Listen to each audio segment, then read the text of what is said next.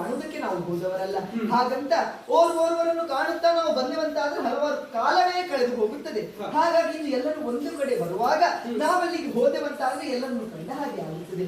ನಾನು ಒಬ್ಬಳೆ ಹೋದ್ರೆ ನನ್ನ ಅಪ್ಪ ಕೇಳುತ್ತಾರೆ, ನನ್ನ ಅಮ್ಮ ಕೇಳುತ್ತಾರೆ, ಎಲ್ಲಿಯೇ ಅಳಿಯ ಎಂಬುದಾಗಿ. ಹಾಗಾಗಿ ನನ್ನೊಡನೆ ನೀವು ಬನ್ನಿ ಸ್ವಾಮಿ. ದಾಕ್ಷಾಯಿಣಿ, ನನ್ನ ಅಪ್ಪ ಯಾಗ ನಡೆಸುತ್ತಿದ್ದಾನೆ ಎನ್ನುವುದಾಗಿ ಹೇಳ್ತಾ ಇದ್ದೀಯಲ್ಲ, ಈ ಮಾತನ್ನ ಹೇಳಿದವರು ಯಾರು? ಬ್ರಾಹ್ಮಣರೇ ಹೇಳಿದ್ದಾರೆ. ಮತ್ತೆ ನಿನ್ನ ಅಕ್ಕ ತಂಗಿಯರೆಲ್ಲ ಬಂದು ಸೇರುತ್ತಾರೆ ಎನ್ನುವುದಾಗಿ ಹೇಳಿದ್ದೀಯ.